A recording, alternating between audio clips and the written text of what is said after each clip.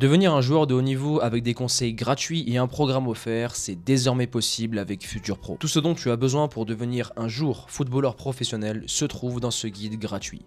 Entraînement, choix de carrière, nutrition et préparation mentale sont les piliers de Futur Pro. Pour le télécharger gratuitement, clique sur le premier lien en description et maintenant, attaquons la vidéo. Salut la Team Faster, j'espère que vous allez bien. Bienvenue à tous dans cette nouvelle vidéo, nouvelle analyse pronostic de la finale de dimanche Argentine-France. Alors, ça va être un match très serré. Je vous ai réuni de nombreuses statistiques individuelles d'équipes, défensives, offensives, les différentes compositions qui vont être mises en place et points forts, points faibles de chacune d'elles. On va voir tout ça en détail. Je vais essayer de mettre de côté le fait que je sois français et le fait que, selon moi, le plus grand de tous les temps, Lionel Messi, va jouer pour l'Argentine. Je vais essayer de mettre tous ces facteurs sentimentaux et biais. Voilà, je vais essayer d'être le plus juste, factuel et honnête possible durant cette analyse-là. Et d'ailleurs, petit aparté, la team, vous avez encore quelques places de disponibles pour le programme Elite. C'est un programme que j'avais mis à la base et que j'utilise avec mes joueurs professionnels qui évoluent en Ligue 1, Ligue 2 ou encore en Europa League pour certains. Et depuis maintenant 2 mois, on a décidé avec toute l'équipe de mettre ce programme à disposition pour tous les joueurs amateurs. Bien évidemment, il n'y a que 20 joueurs par mois pour que je puisse assurer un suivi de 1 et aussi sélectionner que et seulement les joueurs les plus motivés, déterminés et disciplinés. L'entretien de sélection est offert. Tu cliques sur le premier lien en description et tu réserves ton créneau. Et c'est moi qui m'occuperai personnellement de sélectionner les joueurs pour avoir les mecs les plus déterminés pour avoir le maximum de résultats. Clique sur le premier lien en description si tu veux te professionnaliser et passer un cap dans ta carrière. Sur ce, nous allons passer à la review. Alors, on va commencer par les différentes statistiques. Bon, celle-ci, c'est les matchs de Coupe du Monde. On met ça de côté. Voilà. Première analyse hyper intéressante, on voit que c'est des équipes offensivement ça plante. Offensivement ça plante, dans le jeu la France a marqué plus de buts, voilà, on est à 10, côté droit c'est la France, à gauche c'est l'Argentine. Dans le jeu la France a été plus efficace, notamment sur les côtés, la France construit on verra au niveau des zones d'action, mais la France passe souvent sur les côtés, ça envoie beaucoup de centres durant les matchs, ça va vite aussi, donc c'est la grosse force de la France, hein. Les côtés... T'as 2 TGV en fait, à droite et à gauche, et t'as un milieu de terrain très solide. En contre-attaque, ils ne sont pas similaires selon moi, ils ne sont pas égaux. Ils le sont statistiquement, mais quand on sait qu'il y a penalty sur Alvarez contre la Croatie en demi-finale sur une contre-attaque. Et le but, je pense, le deuxième but d'Alvarez, le deuxième but d'Alvarez en contre-attaque, je pense qu'il a été notifié ici. Mais si tu regardes bien, l'Argentine se crée énormément d'occasions en contre-attaque. 3 penalties, ce qui veut dire que l'Argentine a du vice. L'Argentine est très présente dans la surface de réparation, adverse, et que les penalties, ils les convertissent. Ensuite, on peut voir que la France, offensivement... la France a une réputation d'avoir un bloc assez bas, qui joue les transitions offensives et qui est... on va dire que la France n'est pas forcément à l'initiative comme pourrait l'être l'Espagne en ayant toujours la possession du ballon. Non, la France est une équipe pragmatique. Depuis 2018, ça ne change pas. On est solide défensivement. D'abord, on ne prend pas de but et ensuite, durant les transitions, on fait très mal. On est très efficace. La France frappe beaucoup. Les joueurs prennent leurs responsabilités. On peut le voir avec Aurélien. Aurélien qui a marqué... lors des 8e ou des quarts, lors des 8e de finale il a marqué je crois, oui c'est lors des 8e qu'il a marqué sa frappe, ou bref je ne sais plus, mais durant les phases finales il a tenté sa chance. La France marque plus de buts par match que l'Argentine, par contre l'Argentine est plus efficace lors des conversions. Devant le but, l'Argentine est plus efficace. Ensuite, autre statistique qui confirme ce que je t'ai dit juste avant, c'est que la France a une équipe Ça passe énormément par les côtés. En même temps, quand tu as une fusée comme Mbappé à gauche, Ousmane à droite, bon, il n'est pas reconnu pour sa vitesse et à la base c'est un central Jules, mais à gauche Théo, Théo ça va très très vite, belle qualité de centre, donc ça se projette beaucoup, notamment à gauche. Pourquoi à gauche? Parce que lors des transitions, parfois, très rarement, mais Antoine fait le mauvais choix, Grisou. Il cherche Mbappé alors que parfois Ousmane est mieux placé, mais ça passe toujours, enfin souvent par la gauche. Le but contre l'Angleterre vient de la gauche. Toutes les situations dangereuses viennent de la gauche parce que Kylian joue sur ce côté-là et aussi au niveau des latéraux, Théo est meilleur. Si on compare les deux de chaque côté, est meilleur offensivement dans l'apport que Jules, c'est normal, c'est un défenseur de métier. Autre zone très intéressante, et on va le voir dans la compo de Lionel Scaloni au niveau de l'Argentine à chaque fois. Il met une composition pour s'adapter à l'autre et le dominer dans la zone du milieu de terrain. Si on décompose les trois côtés de l'Argentine, on peut voir qu'il y a un léger déséquilibre ici, c'est normal. Lionel joue à droite. Ensuite, au milieu de terrain, les deux c'est kiff-kiff. C'est au niveau de la position offensif-défensif, au milieu de terrain, surtout dans la guerre du milieu. D'ailleurs, c'est là où se gagne un match. Celui qui est le maître, celui qui est métronome au milieu de terrain, celui qui remporte cette première bataille, remportera ou a de grandes chances de en remporter le match. Donc on peut voir que la France et l'Argentine, c'est très fort dans ce domaine-là. Grisou récupère beaucoup de ballons, Aurélien est très fort. Pareil de l'autre côté, Enzo Fernandez, McAllister ou encore Rodrigo de Paul à la récupération. Ces mecs-là, en fait, sont les vassaux de Lionel Messi, se battent pour lui, le protègent, récupèrent beaucoup de ballons. Ensuite, c'est offrande sur offrande. Léo, après, voilà. Léo, en fait, durant ce match, il retrouve son jeu en argent avec le FC Barcelone qu'il n'a pas au PSG. C'est-à-dire que toute l'équipe tourne autour de Lionel Messi. Lui, il a juste à analyser, scanner et décider à quel moment il va appuyer sur le bouton. Et quand il appuie, durant cette Coupe du Monde, à chaque fois qu'il a appuyé, ça a fait la grosse différence. Bon, après, homme du match, etc., ça c'est logique. En général, c'est les attaquants. Dès qu'il y a un but ou les superstars, ils ont comment dirais-je, l'homme du match. Bon, après ça, je n'ai pas à souligner parce que c'est très très serré dans le domaine aérien, etc. C'est très proche. Et après, en termes de possession de balle, ça ne veut strictement rien dire parce que les deux équipes parfois préfèrent laisser le ballon à l'autre, jouer un bloc plus bas pour contrer. Donc, et selon moi, la possession n'est pas un facteur déterminant quand on prend la France et l'Argentine, vu qu'ils ont un profil assez similaire. Enfin, du moins, durant cette Coupe du Monde, ils ont un profil assez similaire. On va le voir ici au niveau de la composition, comment fonctionne Scaloni. Là, quand tu regardes la compo en face, tu as un 4-1-2-3. Au niveau de la Croatie, tu as Brozovic, Kovacic et Modric. Il voulait absolument avoir le dessus sur l'un des meilleurs milieux de la Coupe du Monde. Ces trois milieux, c'est extrêmement fort. Il est parti sur 4 milieux de terrain, De Paul, Paredes, Fernandez, McAllister, et on sait très bien que Alvarez, lui, c'est un chien, c'est un pitbull en termes de pressing, et il fait beaucoup de replis aussi au milieu de terrain, il fait beaucoup d'efforts. Donc c'est pour ça que l'Argentine, quand tu regardes les duels au milieu de terrain, même s'ils ont laissé la possession à certains moments, dans les phases de... Tu sais, tu as toujours une phase, un temps fort et un temps faible. Et dans les temps faibles, ils se réunissaient en groupe pour être très solides. D'ailleurs, Otamendi est extrêmement fort dans le domaine aérien, c'est très très très très bon. Molina, il a un très bel apport offensivement, il apporte beaucoup, il est juste le jeune. Mais voilà, l'Argentine a toujours voulu avoir la domination, ou du moins une supériorité numérique au milieu de terrain pour récupérer et après chercher les transitions et laisser reposer Léo en termes de pressing. Exactement pareil contre les Pays-Bas. Il y avait un 3-4-1-2. Donc il y avait 4 milieux à plat avec ici en meneur ce joueur-là, le 8, mais il est parti sur 5. Un 3-5-2 Lionel Scaloni. Puis on sait très bien qu'Alvarez à chaque fois il revient descendre. C'est pour ça que la line-up n'a aucun sens, celle-ci. Elle est où? Excuse-moi, je crois que c'est en preview. Cette line-up n'a aucun sens. Di Maria ne peut pas reproduire autant d'efforts et n'a pas la discipline d'un Alvarez, d'un McAllister. C'est pour ça que la composition d'équipe, celle-ci n'est pas possible. 3 contre 3 au milieu de terrain, non, Scaloni veut la supériorité. C'est pour ça qu'il risque de partir. Bon, Didier, lui, Didier fera exactement la même compo en 4-2-3-1. J'espère que Rabiot sera de retour et que Upamecano aussi pour la défense. Après, voilà, on va pas se mentir. Qu'un joueur comme Konaté a fait ses preuves, il est extrêmement fort. Hein. Après, ce qu'on peut lui reprocher, c'est la fréquence d'appui face à un Léo Messi.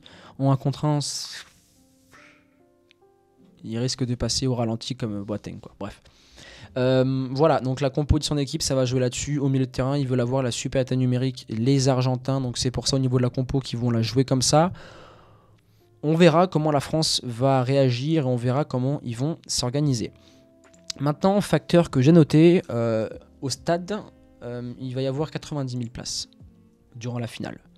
La France contre l'Angleterre, il y avait 6 000 ou 8 000 supporters, je crois. Il n'y en aura pas plus pour la finale. Et l'Argentine, ils étaient 50 000 contre les Pays-Bas. En quart de finale. Je ne sais pas si les gens réalisent à quel point c'est monstrueux, sachant qu'économiquement, il y a une inflation. Le revenu moyen est beaucoup plus bas, les prix des places sont exorbitants pour la classe moyenne de tous les pays du monde et les classes populaires. Les mecs sont fans de football. Bien évidemment, je pense qu'il y a des aides, un peu comme il y a eu avec le Maroc. Il y a eu des ponts aériens, des places offertes, etc. Mais l'Argentine dominera le stade comme le Maroc l'a fait contre l'équipe de France. Le stade sera pour l'Albi Céleste et les locaux sur place. On sait que les Qataris, le monde arabe, le Moyen-Orient, l'Afrique sont à la cause de Lionel Messi. Hein. Et après, pour d'autres facteurs politiques aussi, jamais ils ne soutiendront une équipe comme la France. Mais voilà, il y a Léo, il joue au PSG au Qatar, même s'il y a Mbappé aussi, ça peut jouer pour le marketing du PSG, mais la plupart seront pour Léo, pour la fin de sa carrière, pour la beauté de ce qu'il a proposé durant toute sa carrière. Voilà, tout le stade, le monde entier, je pense, sauf les anti-Messi, mais les gens, faut savoir en fait que les gens détestent la France. Détestent la France tout court, mais aussi détestent par exemple, si tu voyages, le français a une réputation d'arrogant, un mec hautain, tu sais, un individu hautain. Et dans le football, les gens, en fait, c'est un peu comme les Allemands, ils en ont marre de voir toujours les mêmes équipes gagner et les gens veulent que ça change. C'est pour ça qu'ils ne vont pas supporter la France. Voilà, c'est ainsi, il faut l'accepter.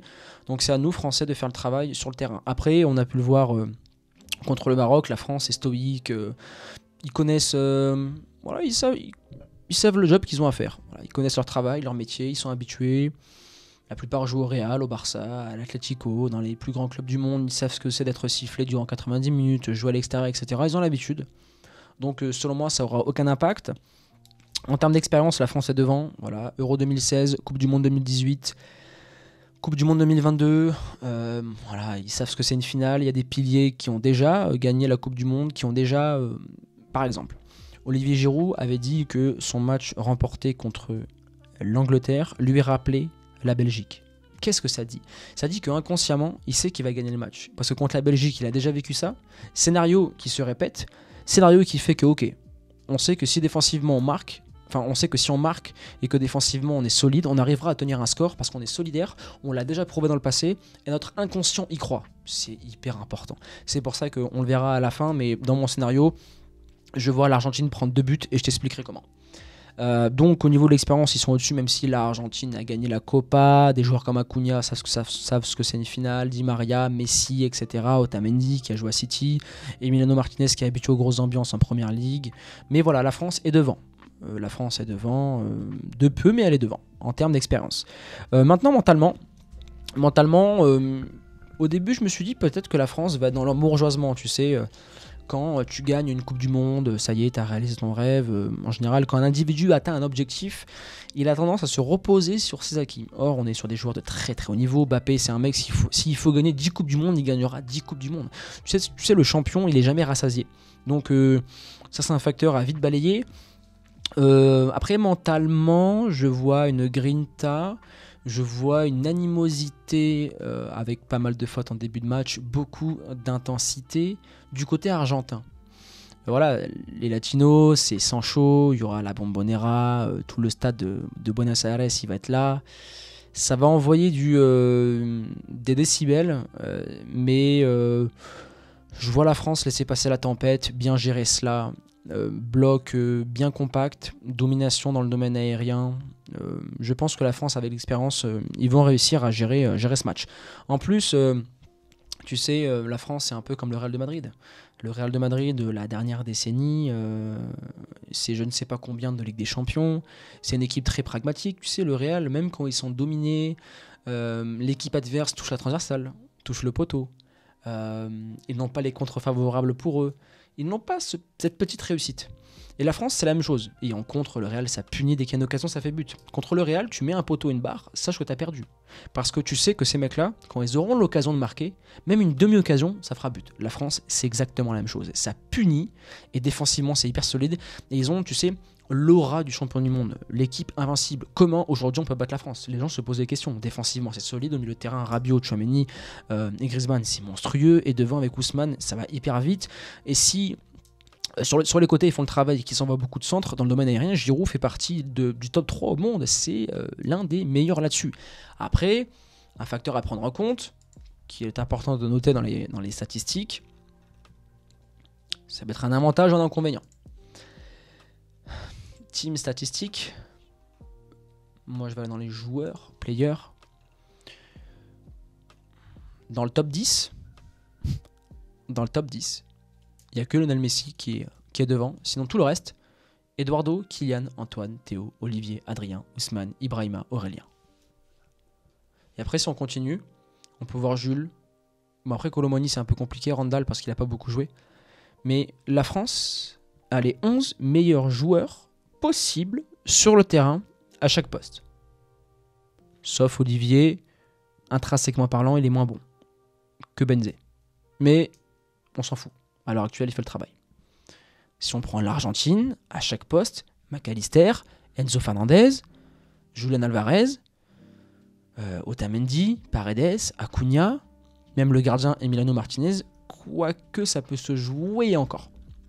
À chaque poste, sauf Messi, l'Argentine se fait bouffer. Mais ils ont le meilleur 11 possible.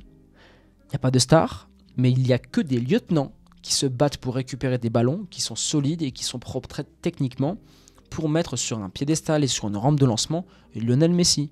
C'est là où c'est dangereux, parce que le random dira oui, c'est une équipe d'agriculteurs, l'Argentine, c'est une équipe de catcheurs, c'est des voleurs, ils ont une mauvaise attitude, etc. Les gars, attitude, pas attitude, morale, pas morale, c'est une finale de Coupe du Monde. Est-ce que les gens soulignent l'attitude de l'Italie en 2006? Non, sur le papier, il y a marqué l'Italie a gagné. Je l'ai encore en travers, mais ils ont gagné. Voilà. T'es champion du monde. Est-ce que les gens se souviennent de la manière avec laquelle la France a gagné la Coupe du Monde 2018? Toujours un jeu très défensif, c'est moche à voir jouer, il n'y a pas de fond de jeu, il n'y a pas une identité bien précise. Les gens oublient, sauf les experts. Mais le random dans la rue, tu vas avoir une mamie, tu lui dis madame, qui est champion du monde en 2018? La France. Est-ce qu'ils ont bien joué? Je ne sais même pas s'ils ont bien joué. Ils ont gagné. L'histoire se rappelle de la victoire de la France.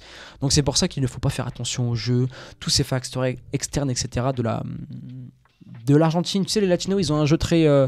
si tu regardes la Copa América, c'est un jeu haché, c'est moche, ça met beaucoup de bois, c'est de leur façon de faire. C'est dans l'engagement et ils sont obligés sur la France, car au niveau de la qualité technique, ils sont légèrement en dessous. Donc ils doivent compenser. Ensuite, maintenant c'est l'heure de donner le prono. Dans mon groupe Telegram, je leur avais expliqué que j'avais beaucoup de mal à donner un pronostic, parce qu'il y a beaucoup de données qui se croisent, même les bookmakers. Hein.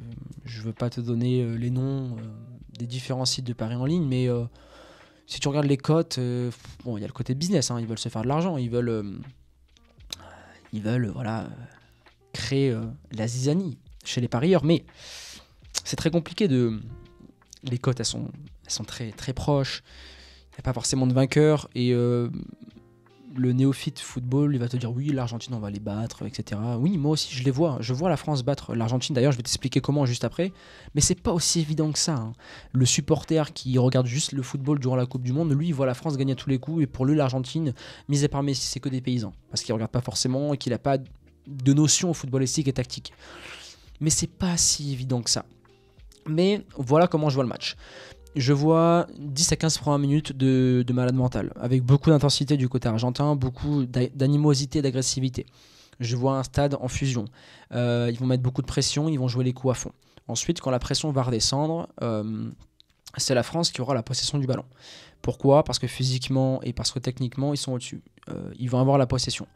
L'Argentine, comment ils vont réagir à cela ? Je ne pense pas qu'ils vont mettre en place un bloc bas ni un bloc très haut, aller les chercher, sauf en contre-pressing. Mais en jeu de position, c'est compliqué parce que Mbappé et Ousmane, ça va beaucoup plus vite que Molina et Acuna. Donc ils ne vont pas prendre de risque. Et Lionel Scaloni est lucide là-dessus. Ça va jouer en bloc médian. Et je vois la France. En fait, je vois un 2-0 pour la France. Je vais t'expliquer pourquoi. Déjà, un but en fin de match. Contre l'Australie en quart et en huitième et contre les Pays-Bas en quart, même durant les matchs de poule où c'est passé de peu, l'Argentine prend toujours des buts en fin de match. Alors c'est soit un manque de lucidité, de discipline tactique ou de fraîcheur physique, mais l'Argentine, en fin de match, c'est fébrile. Faut le savoir. Donc, sur cette Coupe du Monde, du moins. Donc il faut analyser ce facteur-là. Donc la France, je l'avais marqué en fin de match. Et la France, à contrario, en fin de match, ça plante. C'est décisif dans le Money Time. Et je vois la France en marquer un premier pour dégoupiller l'Argentine par rapport à l'efficacité de la France. Je les vois marquer. Soit début de seconde période, soit en première mi-temps. Je ne vois pas un autre scénario possible. Je ne vois pas l'Argentine marquer. Je vois une France trop solide, une France perméable, une France trop compacte et solide. Bien évidemment, je peux me tromper. Je ne suis pas parole d'évangile mais encore heureux. Ce ne sont que des pronostics. Par contre, si ça va aux prolongations, je vois l'Argentine gagner tous les jours au penalty. Parce qu'aux prolongations, la France a un banc monstrueux sur les côtés avec Kingsley, Colomboigny, ça va très vite. Donc, mais si la France fait 0-0 au bout des 120 minutes du temps réglementaire, quand tu regardes les statistiques sur penalty de la France dans leur histoire et dernièrement, notamment à l'Euro 2020 et l'Argentine à la Copa 2020 ou 2021 et à la Coupe du Monde, l'Argentine, si tu préfères, dès qu'ils vont au péno, ils gagnent les mecs. Ils sont trop expérimentés, ils savent comment gérer les grands rendez-vous sur penalty. Je les vois gagnants là-dessus. Maintenant, il y a deux facteurs X qui peuvent remettre tous mes pronos, mon pronostic qui peut mettre mon analyse en miettes sur un dribble, sur une frappe. C'est Kylian Mbappé et Lionel Messi. Voilà, les deux, quand on voit Mbappé, ce qu'il a fait l'année dernière, ce qu'il a fait à la dernière Coupe du Monde en 2018, lui tout seul, il a lavé l'Argentine, techniquement et physiquement. Et on voit ce que Lionel a fait, ce que Léo a fait à la Croatie en demi. Sur un coup, il décide en fait. Sur un coup, il décide et il fait une très grosse différence. Donc il y a ces deux facteurs X à prendre en compte. Donc voilà, les deux sont en finale. Quand une équipe est en finale, c'est qu'ils ont le niveau pour l'être. Certains critiquent le parcours de l'Argentine. Tu sais, c'est les mêmes, les Barcelonais qui critiquaient le parcours du Real de Madrid quand ils gagnaient la Ligue des Champions. Oui, le parcours il est facile, le tirage au sort, il y a les trucs, etc. Faut savoir que quand tu finis premier de ta poule, tu t'es mis dans les meilleures dispositions pour affronter le deuxième.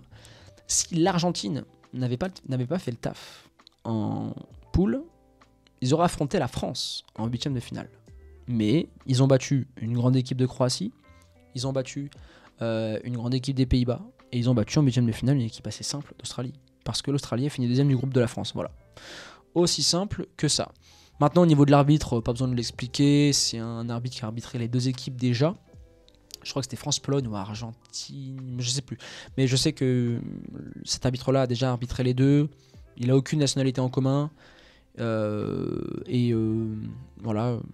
S'ils l'ont sélectionné, c'est que je pense que c'est parce que c'est le bon.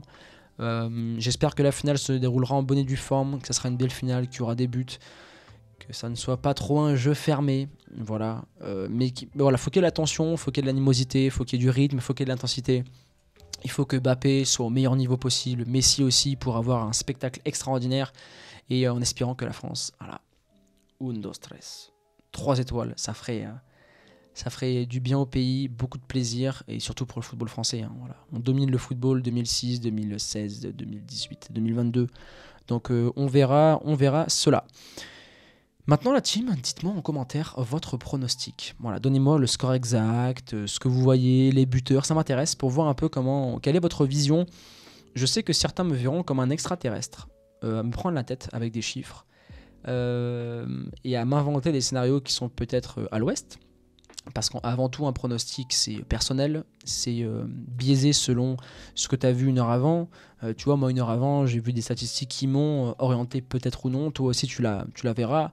Et peut-être que demain, Messi ou Mbappé va se blesser à l'entraînement et que le prono est totalement tombé à l'eau. Bref, voilà, il y a plusieurs facteurs qui peuvent rentrer en compte. Mais dis-moi en commentaire ce que tu en penses. On aurait pu parler de l'aspect mental, au niveau de la pression, quand on prend chacun des joueurs. La France est au-dessus, un petit cran par rapport à l'expérience qu'ils ont du haut niveau et de tous les joueurs sur le terrain. Donc voilà la team Faster. Faites-moi vos retours en commentaire, explosez la barre des likes si vous voulez que la France remporte ce match-là. Et pensez à vous abonner à la chaîne, je vous invite à le faire parce que je fais des reviews en permanence, statistiques, entraînement, préparation physique, préparation mentale. Voilà, sur cette chaîne on est là pour faire découvrir le football de haut niveau aux joueurs amateurs et leur permettre de mettre ces méthodes-là en place pour qu'ils puissent progresser sur le terrain. Activez la cloche de notification, abonnez-vous à la chaîne et je vous dis à très vite pour une nouvelle vidéo. Ciao.